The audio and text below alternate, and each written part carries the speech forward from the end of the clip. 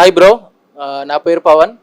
So నిజంగా 1991లో release అయినటువంటి 'Aditya 369' 34 years తర్వాత మళ్ళీ ఈరోజు రిలీజ్ కావడం అనేది నిజంగా బాలయ్య బాబు అభిమానులకైతే ఒక పండుగ వాతావరణం అనేది నెలకొంది.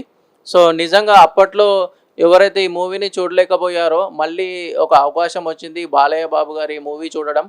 సో నిజంగా ఇక్కడ టైమ్ మిషన్ అయితే ఏర్పాటు చేయడం జరిగింది.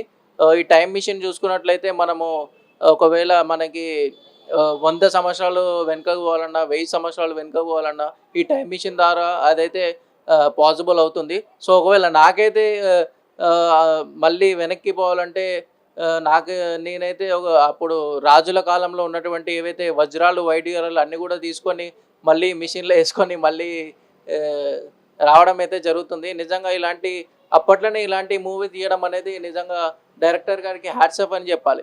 సో అప్పట్లోనే టెక్నాలజీ ఇంత ఆహ్, పైకి రాకపోయినా ఇలాంటి మూవీ తీయడం అనేది చాలా బాగా అనిపించింది.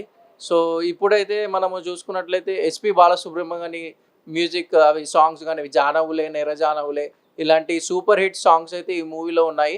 సో మనము ఇప్పుడు చూసుకున్నటువంటి ఎవరైతే యంగ్ హీరో ఉన్నారో తరుణ్ గారు అప్పట్లో చైల్డ్ ఆర్టిస్ట్‌గా కూడా ఈ మూవీలో నటించడం జరిగింది.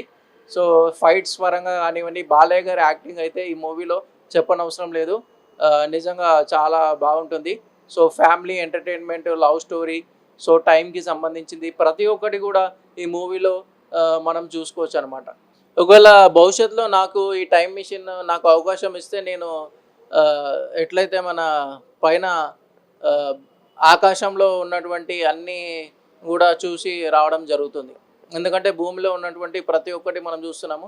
సో ఆకాశంలో ఏవేవైతే ఉన్నాయో నక్షత్రాలు గానివ్వండి, గ్రహాలు గానివ్వండి, సో ఆకాశంలో నిజంగా ఏముంటుంది అవన్నీ కూడా చూడనీకి అవకాశం వస్తే ఖచ్చితంగా వెళ్ళడం అయితే జరుగుతుంది.